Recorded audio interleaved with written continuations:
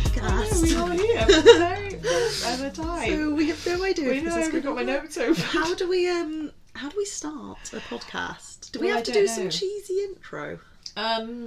Yeah, no, bear with, I made notes. I wrote, why are we doing this? Oh wait, I'm Eve. Hi, I'm Eve. Hi Eve, I'm Claire. Nice to... Wait, we're not We introducing don't to need each to other. introduce ourselves to each other. It's to the listeners. Yeah, well... Just saying so the listeners I'm sounds Eve. cheesy. I know. Hi Eve. You're my cousin. Yes, we are cousins. That's how we know each other. Yeah, well, that's how we know each other. But why are we here and what are we doing? That's how we know each other. Oh, by the way, I told someone we were doing a podcast, and they were like, "Oh, that's amazing. What's it called?" And I was like, "I can't remember." I totally forgot what this podcast was. So glad you're on board. But for the record, Okay. this was your idea. This whole podcast. This was my idea. I had this idea with another friend. Yes. And then we...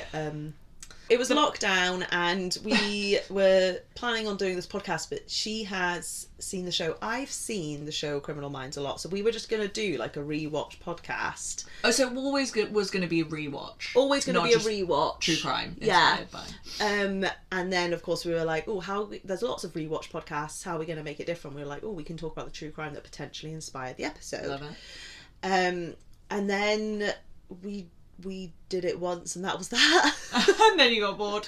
I think we just like, she was working through lockdown and I wasn't, so like Yeah. I had the passion for it and then she was busy Yeah. and it just didn't pan out. And I'm not busy. I've got fuck all to do, so here I am. Here you are. Thanks for being not busy. But no, I've never seen the show ever. No, so I think that makes noob. that gives it an extra level of fun, doesn't it? Yeah. You get to learn. Yeah, I'm almost bringing nothing to the table really for this whole thing. You just get to watch a TV show and make some notes. No, I know nothing.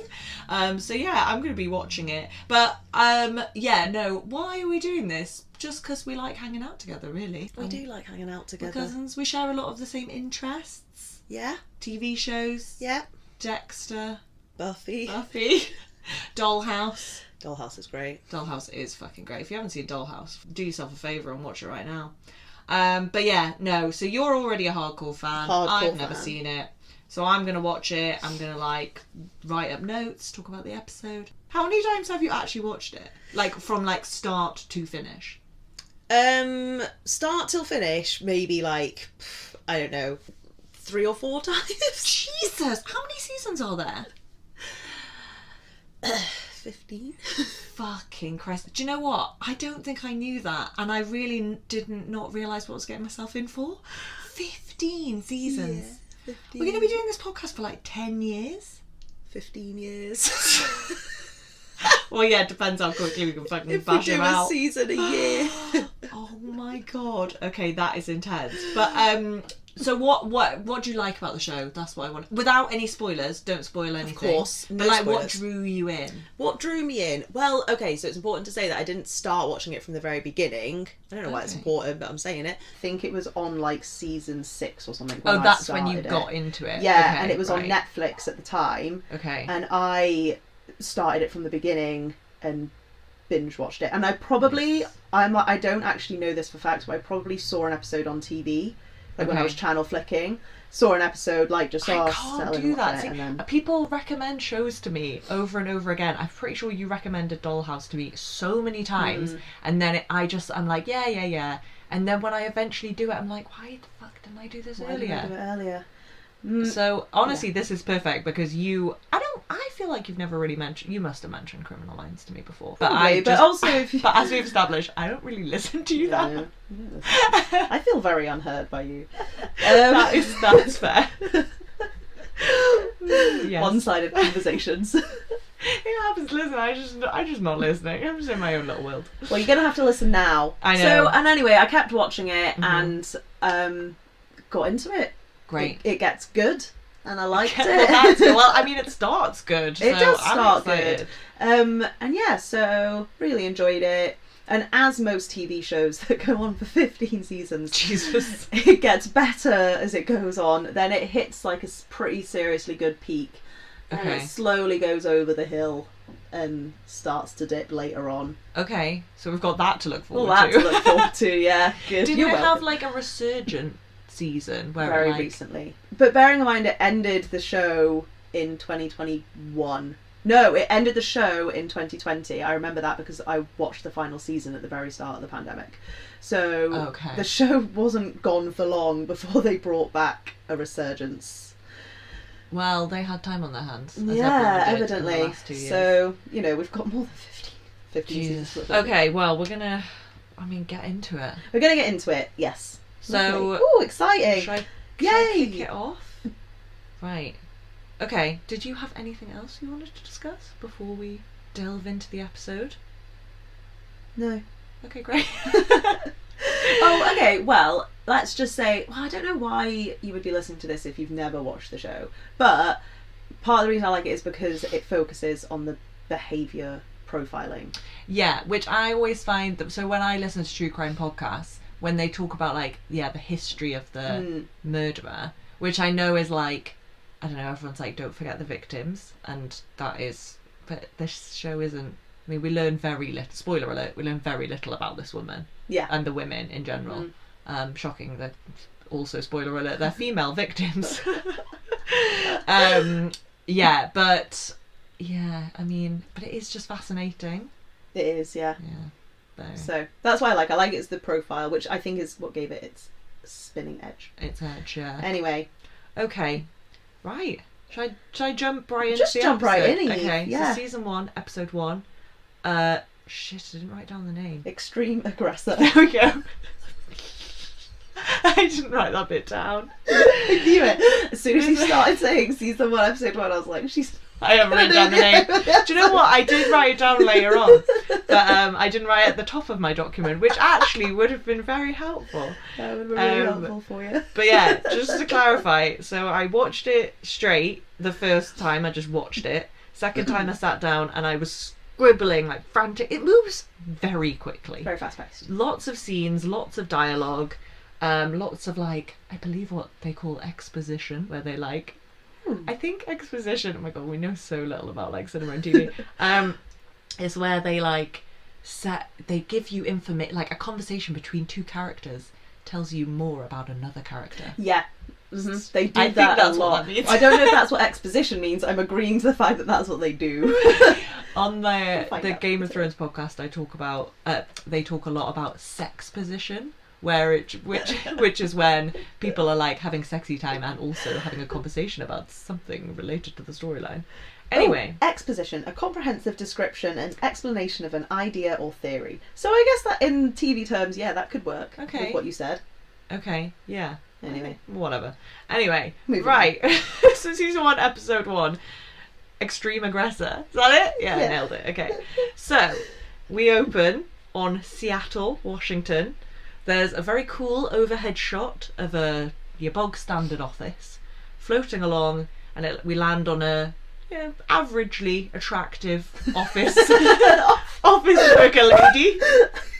What? She's what? Did you think I was saying that the office was averagely? No, I've gone on such a roller coaster. Oh god, Claire's lost it again. Thought you were going to say averagely attractive woman, and I was like, oh, judgy. And then that is what I said. They said office, and I was like, oh, okay, why are we talking about the attractiveness of the office? Office and then worker lady. Go for office worker lady. Listen, that is somewhat judgmental, but I'm trying to set the scene for people who might not have yet watched it. Okay. So she's an averagely attractive office worker lady, but she's not actually working because she's just looking at cars on her laptop. No, computer. So she's lazy and shit at her job, we assume. But also, I love the slowly loading images. Yeah. When is this set? Because it's like. It's 2005. Is when it was filmed. Okay, I thought 90s, and then I was like, no, it's not far after the 90s. The aughts. It's still in the dial-up days. Yeah, is it actually? It must be 2005. No. But actually, no. Yeah, I definitely didn't have broadband at home until way into college. You could be correct, actually, because I remember my mum shouting at me to get off the internet so she could make a phone call. Yeah. And then we got all fancy and got 2 phone lines. Ooh. Okay, great. You are? Brag. Just like not to brag or anything. Okay, so we're in the early aughts and the computers are shit. Okay, then she says on the chat, why is the price so low? And it's obvious because you're going to get murdered. Gonna die. Yeah. Then we cut to outside. She's standing in the rain. And she's got quite a cool, like, red coat, red umbrella combo. Did you notice in the first overhead shot, absolutely everybody had black umbrellas apart from one red umbrella? But the overhead shot was... Oh, was that in the like, the street? As it's panning I was thinking the office, and yeah. I was like, why do they all have their umbrellas out in the office? That's crazy. No, it's panning over towards the office. Do you know what? I didn't notice that. I didn't notice that, and I really should look out for that kind of thing more since I'm doing it. Cinematography. This is why you're here, because you've seen it so many times. You can tell me what I missed. So, yeah. Red car pulls up. Cool looking car. The guy gets out. He seems friendly. They drive, they're talking about car things, exchanging knowledge. Then he says something about taking it to a garage, and she gets out and then goes on the passenger side and she gets back in the car, which confused me because I was like, they've done the test drive, why doesn't she drive it to the garage? I don't understand that. Anyway, the music turns foreboding. And they continue driving. She tells him where to turn, he misses the turn. She laughs it off, tells him to turn again. He still doesn't turn. There's a rising panic, which made me nervous. Yeah, me too. I could sense her. I thought she was very well acted, actually. I think she was great. She was good. Yeah. I judged attractive. She's a good actress. She's averagely attractive actress. Sorry, love. Probably Google her name. I'm absolutely good at IMDb her while you talk. She's really famous. Sorry. Yeah. So anyway, she was panicking. I started to panic. The music builds. She notices that he had removed the lock, which actually we saw him do as he got her back in the car. Oh, did we? Yeah, I didn't notice that tidbit. I don't know if this was a thing that you could actually do, but he like pulled out the little presser thing. Because I was thinking, just because that bit's not there. If you're in her state of panic, exactly, and if you're in her state of panic, the first thing you do would go to be open the handle. Yeah, not she never actually tried that. She didn't try that. No, I don't want to victim blame, but I don't think she tried that hard to get out the handle, did she? Dumb bitch. Listen, no victim blaming, but she could have done that. She could have done more. So then she tries to be all commanding and is like, okay, let me out the car. And he punches her straight in the face, which does look like it hurts, but it doesn't appear to knock her out. And with hindsight from what happens to her, I feel like I would rather be in a car crash than be kidnapped by somebody. Absolutely. I would rather grab the steering, because they're still in the middle of the city. And if you're in a car crash, it's not like they're in the countryside. And you're not going in the middle of the city. You're not going much faster. You just than 30 miles an hour. the car in front. Yeah, absolutely. They're getting out they the get car. Mad. Yeah, you're safe. 100%. Yeah, you're safe. She really could have done more. Again, not to victim blame, but she didn't try very hard. Okay. Anyway, we leave her there with a black eye. Cut to Washington DC. There's a very wholesome American couple in their house in what I presume is the suburbs. Yeah. He's building a crib. She's talking about baby names. Sure. I don't recognise him, but she is from Dawson's Creek. Is she? Yes. Yeah, I never watched Dawson's Creek. It's not... okay, my sister was obsessed with it. I tried to watch it years later. I think when I was at uni.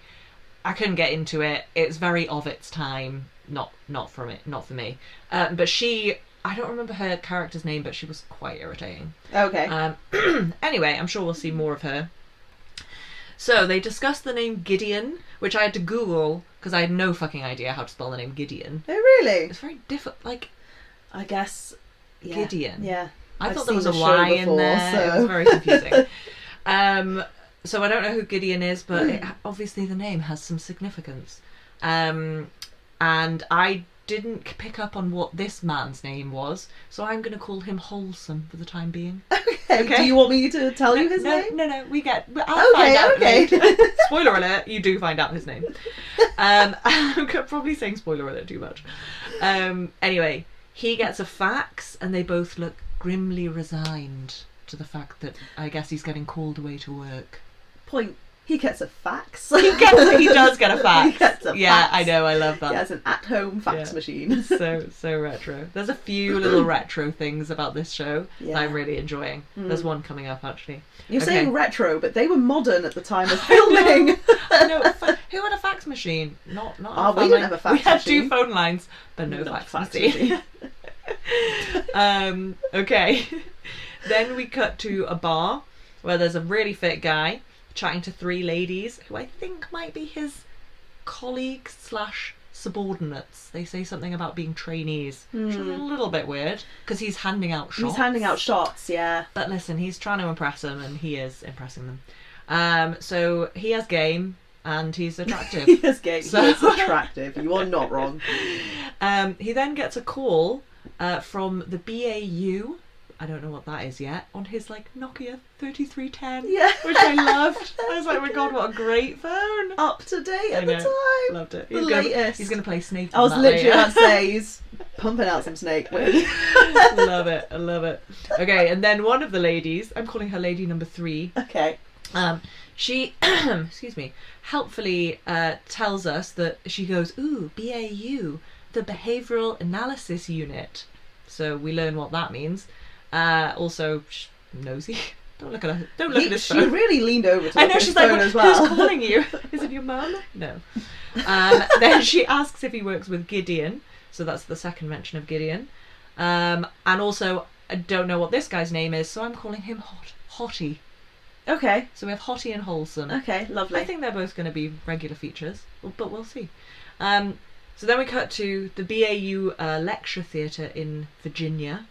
And there's a handsome older gentleman. That's what I wrote.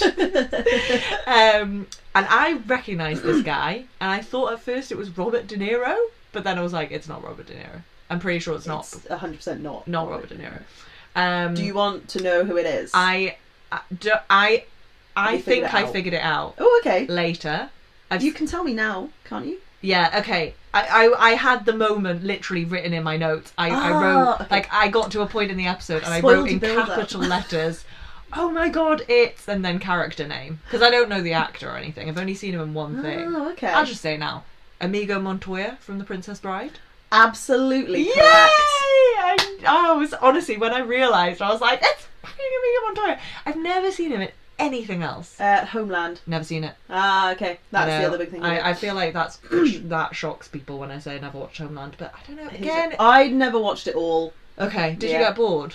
Is that the one with Claire Danes? It is the one with Claire Danes. Okay. I just watched some episodes at some point. But anyway, yeah, Mandy Patinkin is the actor. Ooh. He's quite a famous actor, actually. I swear I've never seen him in anything else, but you know that moment where you're like, I fucking realised who it is. It was very because you're not IMDbing anything. No, I'm literally not going to Google anything because I don't want to risk. You can't. Spoilers.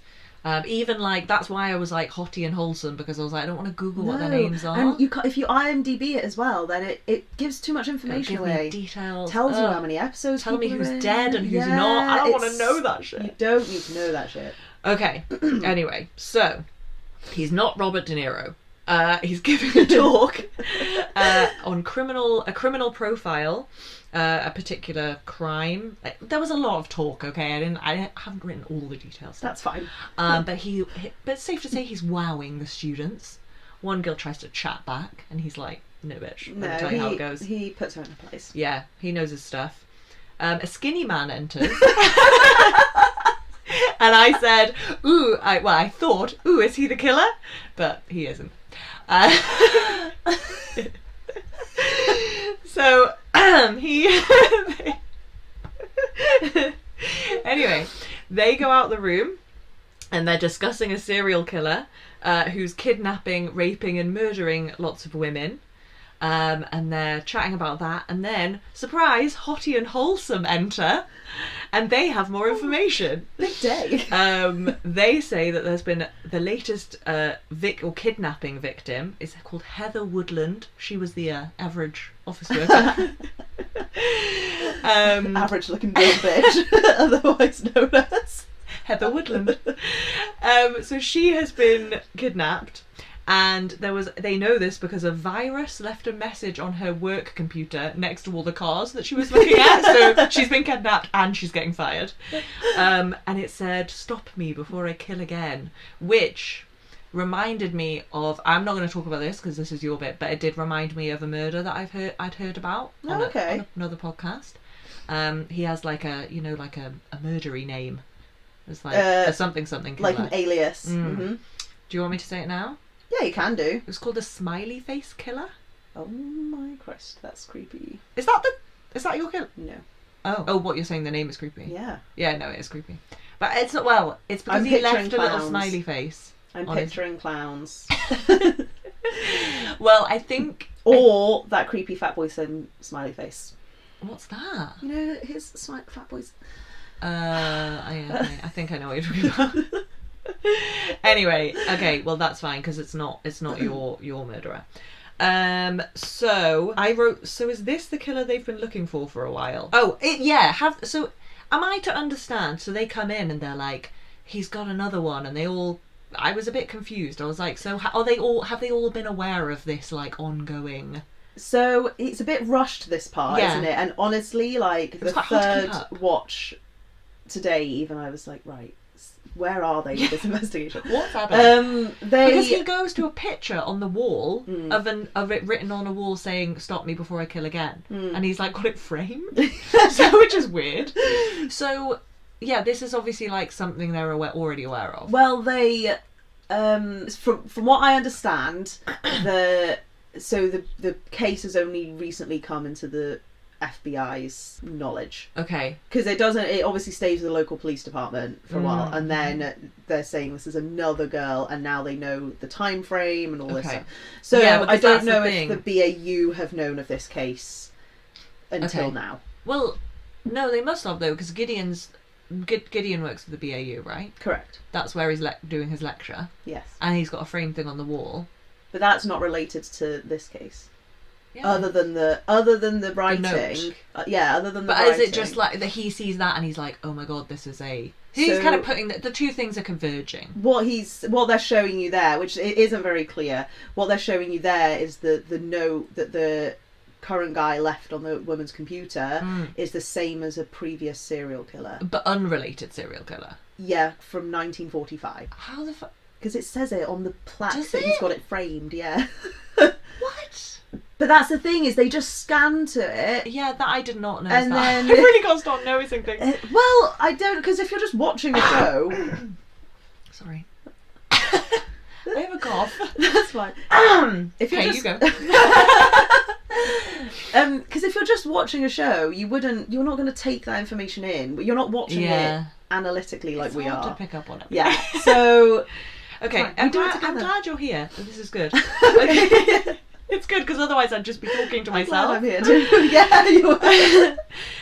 Okay, so yes, as you say, they realise they have 36 hours to find this girl before she gets murdered. So, you know, talks are clicking. What were you I've had like 3 sips of wine. Clock is a ticking is what I was trying to say. Talk is a clicking. Okay, sorry. Whew, I swear I am not drunk. I'm not drunk.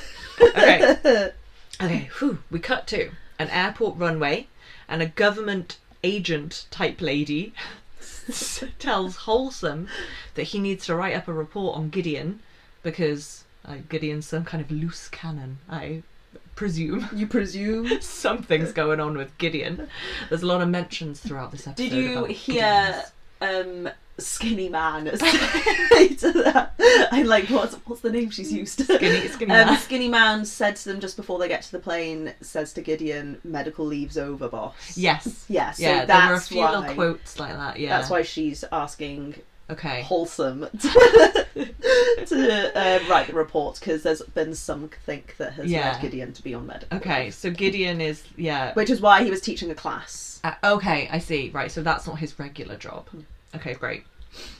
Okay, and then we cut to my favourite scene, the cage. The woman in the cage. Yeah. Which I'm angry about because you told me this wasn't a scary show. And this scene scared the bejesus out of me. I had a fucking nightmare about this scene. I mean, I know it's not actually that scary, but my thing is I don't like I don't like scenes where it's like hinted at things because then my brain fills in the blanks. Yeah. And it's unfortunate.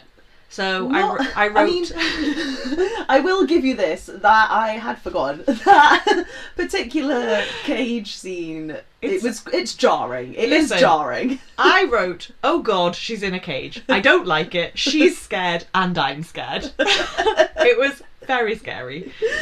She has duct tape all over her eyes. Yeah. Which I hate. Yeah. She's all also round her head. gagged. She tries to take the blindfold off. He kicks the cage. It's very scary. The lighting, she's all grubby. It's a lot. And the lighting, there's always a fucking swinging light bulb. Oh, yeah. Murderers they either love flickering fluorescent lights or a single light bulb. You can't have lovely lighting You in a can't murder have your salt crystal have a lamp. crystal pink Himalayan salt lamp. Absolutely not. That would be soothing. You have to keep them on edge. Don't you know? You've got to keep the fear building. Jesus. Keep the fear. And then he appears to cut off her finger or something. Well, he doesn't, does he? I think he's trimming her nails, but I didn't see it because I covered my eyes the first time I watched it. Trimming her bloody nails. It's so gross. Which is a bit weird. I don't know why. Well, I think they discuss it later. Okay. Yeah, I believe. Maybe you'll find out, Claire. Maybe I'll find out why he does that. Keep listening. Stay tuned. Stay tuned for more information. Okay, so then we cut back to Seattle. We're at some FBI building. Skinny Guy and Hottie are discussing Gideon's PTSD. We don't know why he has that, but he has it. Gideon, we enter a room full of people and thankfully Gideon introduces everyone. So we learn their names. So Hottie is in fact called, you can correct me because I didn't Google these, I just wrote them down. Hottie is called Morgan. Correct. Okay, last name obviously. Skinny is called Reid. Correct. Okay, and Wholesome is called Hodge. Ooh, close. Close? Hotch. Which Hotch, is short for Hotchner. Okay, maybe because originally I wrote Hoffman, Close. and then I was like, I got that wrong, and I wrote Hodge. Because you hear his pregnant wife, she says Gideon Hotchner when they're going over the baby names at the start. So that's where you get Hotchner, and then Gideon introduces him as Hotch. Again, it's all very fast paced, so seriously, watching it first time round, you would not pick up on any of that. Okay, so we've got Hotch. Okay, so Morgan, Reid, and Hotch. Yeah. Great. Okay. This is the first mention of an unsub. Yeah. And you have said this word to me, and I don't know what it means. Okay. Do you want to explain it to me? I'd love to. I'm going to correct you first. It's the second mention of an unsub. Ooh, which one did I miss? You missed. Gideon tells the class. Okay. Oh, in the lecture thing. In the lecture thing, this is when they set up unsub, because he tells the class unsub. Right. Is unknown subject. No, not the victim. The killer. Yeah, the killer. Ooh, so instead of saying perpetrator, the Criminal Minds verse use unsub, which is short for unknown subject. Unknown subject. Okay, interesting. And I will tell you now, I did not get that for so long watching this show. Oh, really? Do they ever say unknown subject? Yeah, Gideon tells the class at the very beginning. He says unsub and unknown subject. Yeah, he says, we were looking for the unsub or unknown subject. Got you, okay. But you've watched it 3 times recently and missed it. Listen, it's very difficult. And so I assume from now on they just use unsub. They always use unsub, yeah. But they occasionally will explain, like every now and then throughout the show, maybe twice in a season, they have a police officer ask the team unsub and they go unknown subject, just to refresh everybody's mind. Just to keep us all in the loop. Yeah. Okay, great. Unknown subject. Yes, I also wrote there's a lot of fast dialogue in this scene. There's so much fast dialogue. So it was hard to make notes, but essentially we learned that Gideon is just like a badass criminal profiler, and everyone is like, wow, he's so cool. He's the big cheese. He is the big cheese. He's the big cheese. He's the biggest cheese. Then we cut to under a bridge, which is the scene of the most recent body dumping, not of average office lady. She's still alive in a cage somewhere, but this is the one before her. Okay, so a policeman is talking to Morgan about what badass Gideon is, and we learn that he caught some big baddie, but then 6 people died in the process of catching said baddie. And so this might be why he's a little intense. And PTSD. Yeah. Okay. So we learn a bit more about him. Yeah, so as it's going on, we're learning that Gideon, you know, he's got demons. I will say, not every episode is as fast as this one. Okay, thanks. I think they're really trying to put, like, a lot. Info dump. It's a pilot, right? Yeah. So they're like, build these characters in as little time as possible. Yeah, absolutely. Okay. Well, listen, they do a good I think they do a pretty good job, yeah. Yeah. With Gideon mostly, and Reid, but the other ones are still a little unknowns. It's alright, we've got 25 episodes to learn about them. We've got 15 seasons to learn about these people. Okay. And it's also the fact that Gideon is a little PTSD is backed up by the overlaid screams when it zooms in on his face. You hear a little in the background, and we understand he's having a memory moment. So yeah, he's having a tough time. Morgan and Gideon then discuss the fact that the body was redressed before being dumped, and maybe I didn't write. When do we learn about the fingernail thing? I think that's later. Okay. Oh no, we learn about that here. Sorry. So he says that he likes them to fight back. So I think he trims the fingernails. Yes. So that they can fight back but can't actually do any damage. Yes, I recall now. Yeah. Yeah. And then they're redressed before being dumped, which is just delightful. Okay, cut to a house. There is a ginger curly-haired man with a ginger dog. And we learn that it's the brother of the kidnapped girl. Sorry, Heather. Her name is Heather. We have established this. From now on, will be known as Heather. Yes. And not hereforth known as Heather. Then it turns out that Reid is a genius, which I love. I love this moment. It's a great moment when he self-diagnoses himself. Also, I misspelled genius. So, I am not. You're not one of those. So yeah, I had to spell check that word. Also, I realise he's a genius, but he found that magazine very fast. The car magazine. You don't need to be a genius to like find a car magazine, do you? Well, but he found it so fast and was like, aha! But obviously we need to move the story along, so I understand. Every scene a clue is found. Okay, then we cut back to the FBI building. Gideon, the Morgan, I was going to say Hottie. Morgan and Reid are sort of bickering or theorising back and forth about the killer. Meanwhile, Gideon is in his mind cave. And he's just putting those pieces together. And we get a background montage of a map and a thing and a dumping ground of where the body is. And we're all impressed because he just knows his shit. We're all very impressed with Gideon. Then, and he says, we're ready. And then he goes to head out the room. And then we get what is clearly a pilot trailer moment, or like a season trailer moment, where Morgan is all annoyed and is like, we've got a captain or something on the brink of a breakdown. And then he comes back in and he's like, they don't call it a breakdown anymore. What is I didn't actually write it down. I only made this note in the third watch.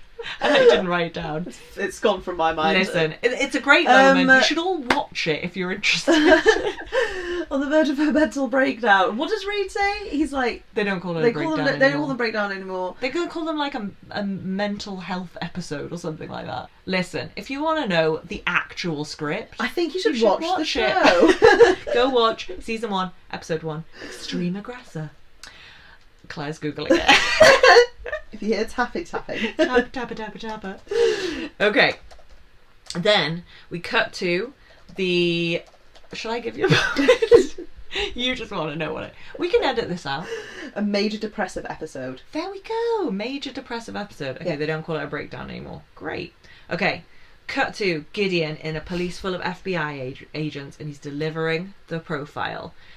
Oh, and this is where I wrote, it's Amigo Montoya from Princess Bride. I wonder what it's about this moment. Well, it was just his like mannerisms, and also I'd been watching. I only realised, yeah, for real, because my father prepared to die. Such a great show. It's the death. Okay. Straight back into it. Where did I go? Oh yeah, it's Amigo Montoya from Princess Bride, and then I shocked myself and started joking. Okay, so this is where we get the criminal profile. So do you want me to read through? Yeah, I think we need to do that. The bullet points. Yeah. Okay, so we get, he's white, he's in his late 20s, he's someone you wouldn't notice, he blends in. Previous criminal record with petty crimes, he's an organised killer, he's careful, he's psychopathic but not psychotic. Mm-hmm. He follows the news. He has good hygiene. He's smart. He leaves no physical evidence unless he wants to. I don't know why he would want. I guess because he wants to tempt them or whatever. He's mobile, so I guess that means he's like not got like a. No, I think they mean like he goes around, like his radius is large. Oh, really? For the kidnapping. Oh, I took that to mean that he didn't have like a limp. No, I don't think it was like a physical attribute. Okay. It was like mobile, like he's got a car, or like he's able to get himself around. Yeah. Okay. Oh, it's like and then it says he's not like carting. He's not carting bodies on a bus. I got you. In a suitcase, which actually has been done before. Car in good condition. And then, I don't know how they do, Jeep Cherokee with tinted windows. Yeah. I'm like, guys, that is so specific. Yeah, sometimes. You could just say like a 4x4. That's so specific. Anyway, it is very specific. I'm suspending my disbelief on that one. You've got to give them some creative license for these shows. Like you say, they've got to move the story along somehow. For real, yeah. So then he said something about rape without penetration. The first time I watched it, I did not understand it. Then, when I was making notes about the profile, he used the word piquerism, and I had to Google it, and it's just gross. Piquerism, from the French piqueur, to prick, is a sexual interest in penetrating the skin of another person with sharp objects, such as pins, razors, or knives. How gross. Yeah, that's pretty gross. So gross. And then, so I did Wikipedia that. The image that they had was an X-ray of Albert Fish. Have you ever heard of Albert Fish? I have, yeah. Because he put needles up his penis. But that's okay. But why did you Wikipedia this? Why did you? Well, because you told me to. You were like, Google that word, so I did. What was this today? Yeah, literally 5 minutes ago, or 42 minutes ago. Yeah. Wow. While I was doing my final notes. But, yeah. Oh, gross. Really, really gross. But also, you didn't react at all. Yeah, I was sitting there like, oh, yeah, because you were finishing your homework. Yeah, but the weird thing about that is that the picture was Albert Fish, but Albert Fish did that to himself, and this is saying that it's a sexual interest in doing it to other people. So I'm not sure. Anyway, it was gross. It's all just gross. Yeah. Anyway, then the next bullet point on the criminal profile is sexually inadequate, history of paranoia, childhood trauma, and the death of a family member.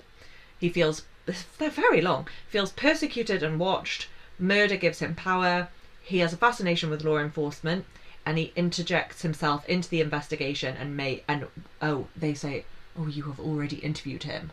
Mm-hmm. He says, oh, I'm sure you've already interviewed him. He's probably come forward as a witness. He's like, I think, but no, I know. Yeah. God, Show Gideon, off, you're Gideon. so great.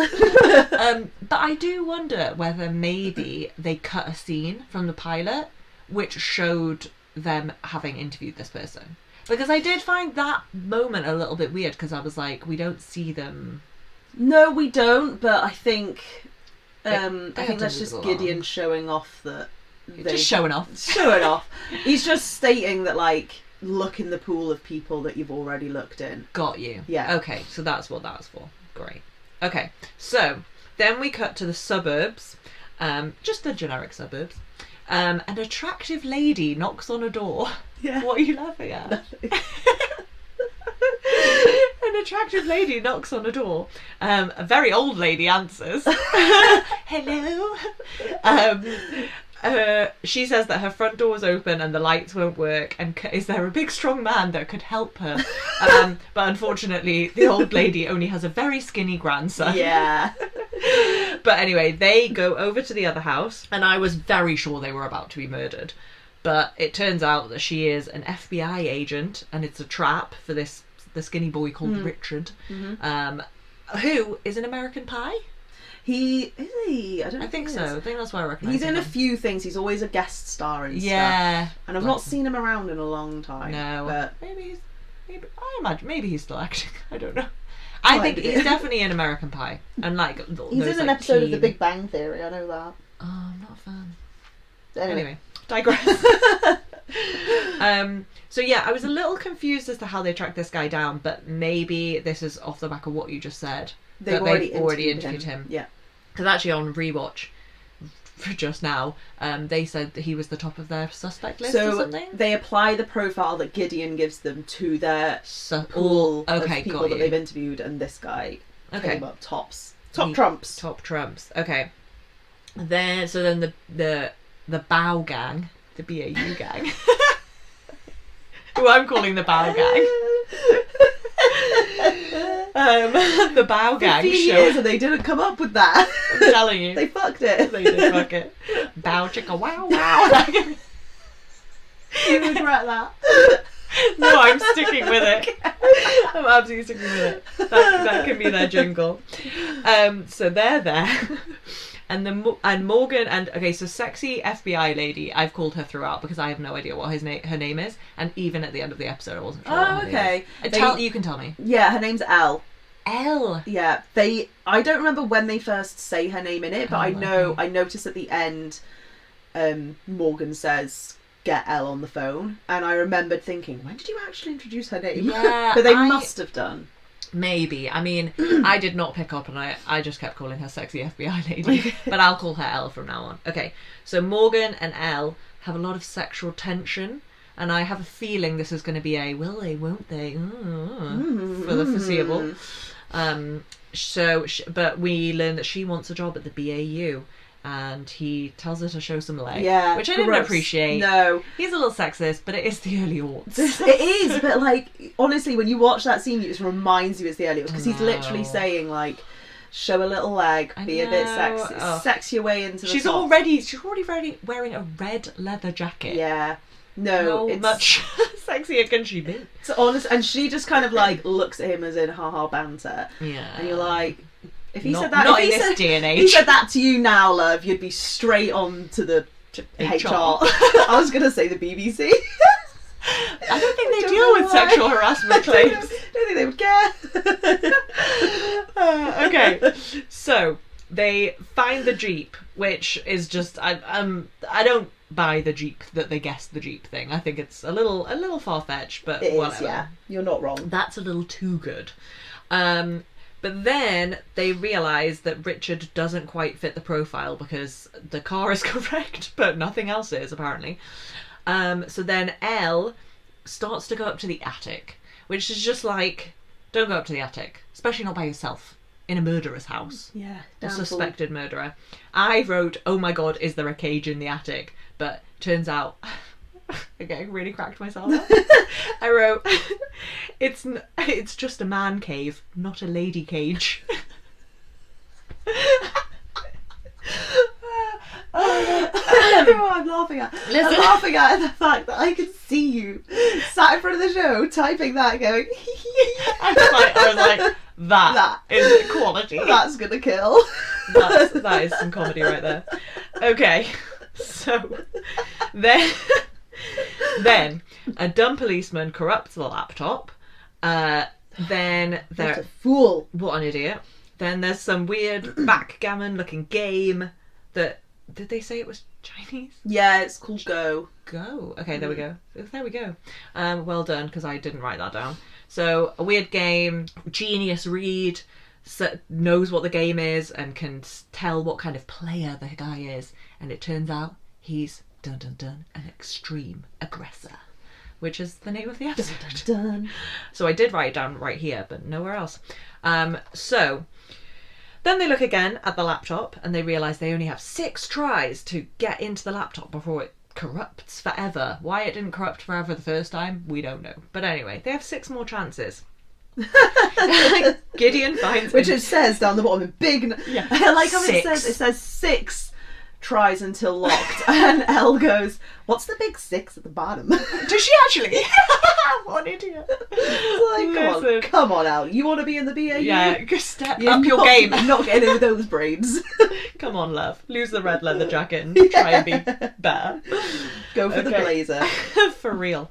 Profession up. Okay. Okay. So Gideon finds a newspaper cutting about the explosion that killed his colleagues. He then goes down to talk to the creepy guy. Sorry, he's also called Richard. I really switch between knowing people's names and not knowing people's names.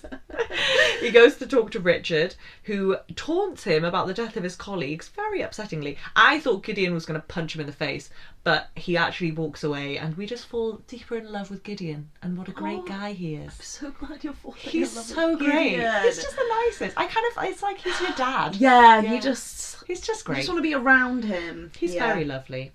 But Gideon is stressed out by this interaction. Hotch goes out to speak to him. Gideon says he's fine. He doesn't seem fine. But then Gideon has an epiphany. Of course. And he realises there's a second killer. Dun dun dun. Okay. Then there is a lot of cutting back and forth between different locations. Okay. And different scenes. So, some of them I have grouped together, but I'm just going to go with the flow. Okay. So, FBI building. Elle mentions unsubs again. I wrote, what is an unsub? But we've covered that. We've covered that. Hodge goes to interview the grandma, who mentions that Richard has a convict friend. Cut to Morgan at the house, trying to break the password. He calls some blonde, nerdy lady with a lot of red lipstick. She quips at him, but she is no help. She's zero help. She's like, good luck, I guess. So then he tries to get in. He goes into his mind cave and tries to get into Richard's head. And then he looks at all of his CDs, which apparently is a great idea. Cut back to Gideon and Elle. They're in a prison, and they're trying to find out more stuff about Richard and his convict friend. But then they find out that the convict friend is dead. Then they are speaking to a security guard who was way too chatty. And this is the moment I was like, oh, this must be the killer. Because my dad has basically ruined crime show. Did I tell you about this in Dexter? Yeah, no, he's So I was watching Dexter with my dad. very intuitive. Honestly, it was infuriating. So I introduced my dad to Dexter. We were watching season 1. They're in the hospital. If you haven't seen Dexter, watch it. They're in the hospital. Doctor comes in, introduces himself to Dexter, and my dad goes, he's the murderer. And I was like, obviously I'd seen it before, so I knew that. And I was just, I didn't want to spoil it, but I was like, well, this is fucking irritating. So I was like, how do you know that? And he was like, because it's always a character who has way too many lines for their, like, status in the show. So basically this security guard starts talking, and I was like, this is probably the killer. But luckily we figured that out within about 30 seconds of being introduced to this guy. Gideon, of course, Gideon has it figured out. He says something about a Z on his keys. So that's the car model. the Datsun Z. Which, Okay. if you were a killer and you were utilising this car to lure your victims, Yeah. why would you have... For the listeners, I just poured wine. It's like you knew it was going to happen before it happened. Okay. All over. Oh no, red my wine face. on your grate. If we go to the pub, I'm going to have to borrow a top. Right. Oh, Jesus. good. Is this a real shit show? How do you think this is going? I'm loving this. I think it's so great. Oh my god. Okay. Let me just tip some of this on. I'm gonna dab it. I'm laughing like a granddad. I'm gonna deal with it. This top is only from H&M. It was like £3. It's fine. Okay. Okay, listen. Okay. Can you tell this is the first episode? We're back after a brief Interlude. The killer, if you were a killer luring victims in the car, you wouldn't have the keyring on your keyrings. Because also they would have known, surely he would like, isn't it he supposed to be like fascinated with Gideon? Or is that just the other guy? That's the kid. The skinny guy. That's the skinny Sorry, kid. Richard. Okay. But the security guard isn't supposed to know about it. Okay, fine. So it is a little confusing. Yeah. With the profile because Gideon didn't, Well, no, because 2 killers. But what they said, do you notice they talk about dissociative identity disorder throughout the whole show? How and then the profile actually points to 2 different people. Okay, so the profile is like a bit jumbled because it's too much for one person. And you remember outside when he's talking to Hotch and he's like, there's conflicts in the profile because there's 2 separate people. It points to 2 separate people. Listen, I'm so glad you're here to help me put the pieces together. Yep. Okay, cool. I like that. That does make more sense because I was like, yeah, okay, fine. So, Gideon then calls Hotch and tells him... Hotch. Sorry, Hotch. See, I have Hodge written down. You might want to change that. So I could do a quick find and replace. Hotch. That I already have to read Elle and not sexy FBI lady. So listen, I'm struggling. Gideon tells Hotch that the new suspect's name is the security guard and his name is Timothy Vogel. So Hotch uses pretend files with Timothy Vogel's name on to try and crack Richard. And he talks to Richard about how he thinks he owes Vogel and that he doesn't and all that kind of shit. So he's trying to get inside his head. Cut back to the attic. Morgan and Reid are trying to figure out which CD Richard listens to most. And it turns out it's Metallica and the song is Sandman. They really like... Still recording. Oh my god, I am on 1% though. Okay. Pause the recording. I'm gonna. Okay, it still says 1 hour. Excellent. You are on 1%. Okay, I'm gonna just hit done. Should we explain what just happened? So, guys, listen. Let's explain what just happened. So you fucked up. Listen, I did not fuck up. I was in the flow, and then my entire laptop just went black. Everything disappeared. It died. We looked at each other in total horror and we were resigned to the fact that we just lost our entire recording, hours worth of recording. Plugged it in, it came back to life and miraculously it was still recording. I can't believe it's still recording. Yeah, mind blown. But it did go blank. And big sigh of relief. Oh my god, Jesus. Okay. So, we're back. We're here. We're back in it. Where did we end? We should have tried. Oh, Metallica. Metallica. I think I was saying how they completely, they were moving the story on it. It was story progression again, but they, just grasped at straws and they were like, oh, he listens to Metallica. Oh, Metallica have a song about Sandman. So obviously, because he's trying to get to sleep, he would listen to the song about Sandman. Oh, okay. See, I was going to say, what is the significance of that song? It's the Sandman, isn't it? What do you mean? It's the dream song. What? Mr. Sandman, bum bum bum bum, bring me a dream, bum bum bum bum. Wait, what is that? Making the sweetest that I've ever seen, bum bum bum bum. What is that song? It's an old Sandman song about a man that brings dreams to people. Oh, okay. So that's if he can't sleep, then he listens to a song about a man that brings him dreams, but he's listening to a Metallica version, so I don't know what that sounds like. What is the Metallica version? Mr. Sandman. Do you know what? I've actually never listened to Metallica. I have in my life. I've had a Metallica phase.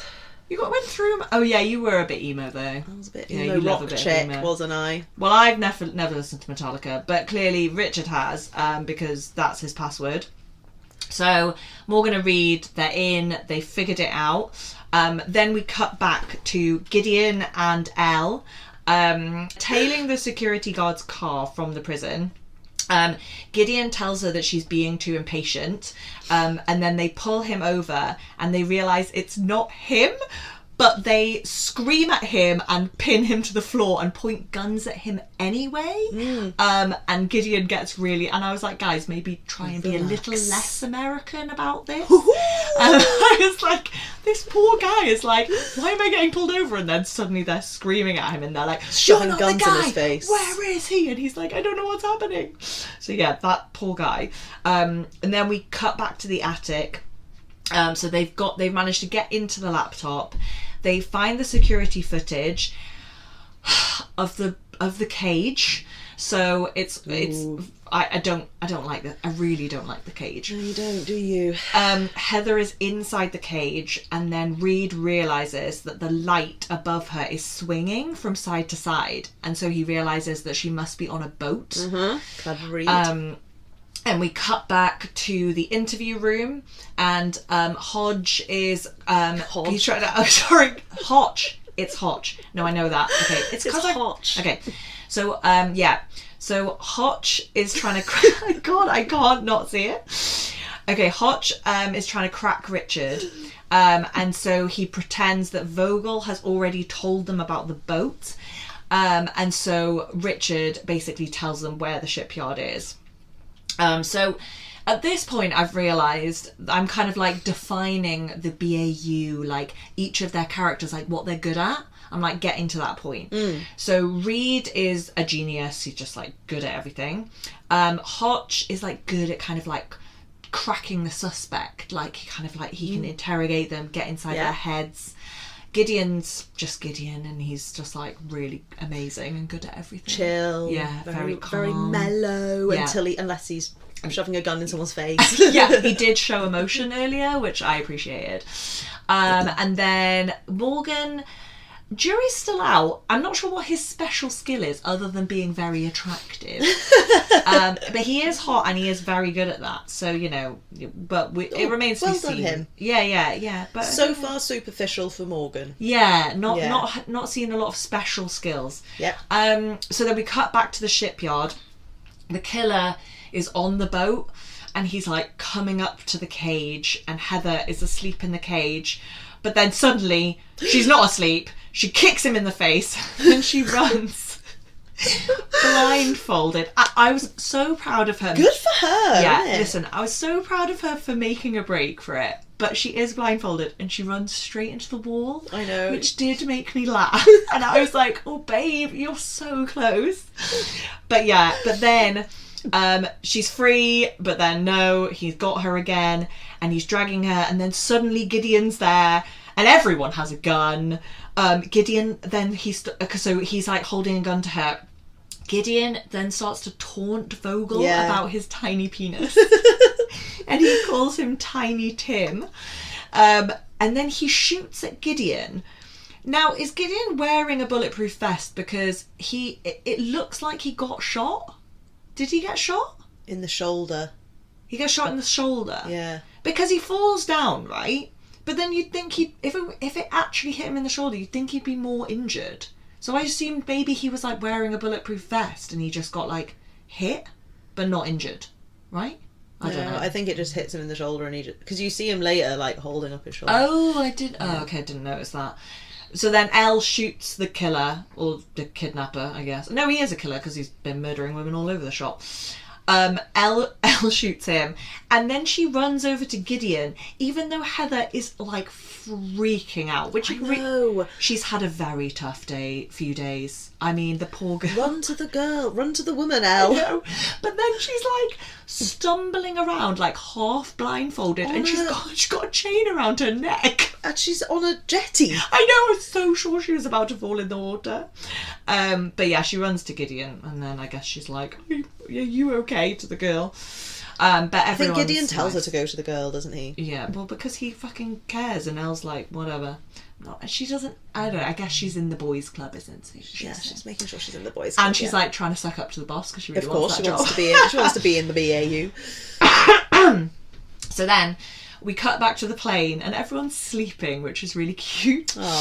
Except Hotch and Gideon, who are like talking wistfully about all the serial killers in the world. Maybe wistful's the wrong word. But they're like discussing baby names. I was going to say, they're talking about the baby names for Hotch, aren't they? And they're like, Charles Manson, can't call it Charles. I don't know what Ed Kemper, is that the one they say? I can't remember. They name a few and they're like, well, I can't use any of these baby names. But this made me think, how many serial killers are there in the world at any one time? And so I looked it up on worldatlas.com, and it said that the FBI estimates that there are between 25 and 50 active serial killers in the United States at any given time. It's madness. how many states are there in America? 50. 50, yeah. That's one per state. And let me tell you, when me and Alex did a road trip across America, I was absolutely convinced I was going to die. Like, get murdered. Every single night, I went to sleep thinking, I'm going to die tonight. Yeah. And every morning I woke up and was like, oh my God, I didn't die. What, just because why? Because of the amount you knew there was a lot of serial killers in America, or just because it's big and scary? I think because of the TV probably because of Dexter. I was just convinced. Yeah, for sure. But what scared me most was that they would kill Alex first, and then you were left on your own to defend yourself. Then I'd get put in the cage on the boat. For sure. Yeah. I was honestly absolutely terrified, and I'm not really sure Alex got it. But yeah, it became my biggest fear.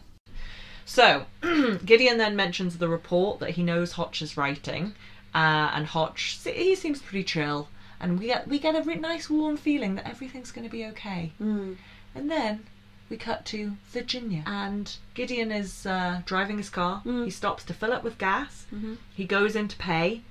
And behind the guy at the counter are lots of weird Polaroids of smiling people. Yeah. Which is very strange. I don't know why they were there. I don't know if that's like, you know how in a lot of like petrol stations and stuff they have do not serve this person. Like people who are just but they're people all who smiling. Have stolen things. So like, who's taken those Polaroid pictures? But they're like smiley people. It's an odd thing. It was okay, don't tell me, but I assumed we might find out why. But anyway, so that is very creepy. Then he has a stutter, which I was like, ooh, that reminds me of something that happened earlier. So Gideon, I think it is lecture theatre, was talking about like the guy, he was profiling someone and he said he has a stutter. Then Gideon notices he has a truck. I don't remember him mentioning a truck, but I assume he also mentioned he would have a truck. Then Gideon, you can tell Gideon's going into his mind cave. He's figuring it out, but obviously he freezes and he just sort of slowly walks out. Then the guy pulls out a shotgun, points it at the back of Gideon's head, and we cut to black. End. Full stop. End of episode 1. And I was like, oh my God, I love it. Such a great show. Yay! Really into it. Really, really into it. Oh, I'm so excited. I like it a lot. I am so excited for future episodes. I love that feeling. I love introducing someone to a show and being like, excited oh for them to get to certain places. And you're like, you have so much good stuff coming. You don't even And you've know. liked it. You've liked it, which is the good thing. So because you've liked it, I know that... Can you imagine how awkward this would have been if I'd been like, I hated it? I didn't really like it very much. It was a bit boring, wasn't it? It's not boring. It's really, really good. Favourite character so far? Tell me. Reid. Yes. So much heart. I mean, other than Gideon, obviously. So much heart for Reid. Yeah. I have a feeling that I'm going to find Hotch a bit boring. Okay, interesting. He seems a bit boring. Interesting. He's a bit clean cut. Okay, because I realise that I really have to like have my poker face on because okay, I'm not allowed to tell you who I like and who I don't like, am I? No, you are not. Actually. Because it'll impair inform your judgment. Yeah. It'll enforce your judgment. I don't know. It'll do something. Yeah, it won't be a natural opinion for you. Okay, so interesting. Blank poker face. Yeah, no, poker face at all times. Yeah, I think Morgan, although he's a bit sexist, I feel like he's going to be like a bit fun. Bit of a fun character, bit cheeky, bit flirty, bit nice to look at. He's really set himself up right. That's basically, am I correct in my judgment? Like, you love Reid, I also love Reid. Okay, when you get to the judgment of a character that I agree with, I'm going to... You can tell me, okay. Tell you then. Yeah. Okay, great. So we know Morgan doesn't change. I mean, to be fair, I don't really know... that's not true. Okay, he has layers. He'll have layers. He grows. He's an onion. Sure, he'll have an arc. He's an onion. He'll have an arc. Okay. Well, listen, that was fun. That was fun. I'm excited. And this is going to be where we end episode 1. It is of the podcast. It is, yes. Well, yes. We've got the true crime section to come yet. The true crime section is to come. We're going to record that now. Yes, we are going to record it now. But we won't release it until... I don't know. We need to decide on a schedule. This might get edited out. Yeah. Our email, if you want to get in touch, is, I don't know, you say it. Got it. I'll say it because you don't know it. I didn't even know the name of the episode. And yeah, we'll just say, and we look forward to hearing from you. Well, okay, great. We're there. We'll do it at the end of the second one. We're not merging this into this first one. No, but we need to end this one. Oh yeah. We haven't ended this one. We need to end this one and then start the next one and then also end that one. Okay, so we're ending this one with... If you want to get in touch with us and let us know what you think, or give us feedback, or, I don't know, correct pronunciations, which is ironic that I just said that wrong. Our email address is... take it away. Email us at behind the criminal minds with an S. With an S. at gmail.com. Wonderful. Easy. And, you know, follow us on social media if we have it. I don't know, Google it. Everyone knows how to find people on social media. If you type in behind the criminal minds and you don't find anything, we haven't set it up yet. So there we go. Thanks. Thanks for listening. Bye. Bye.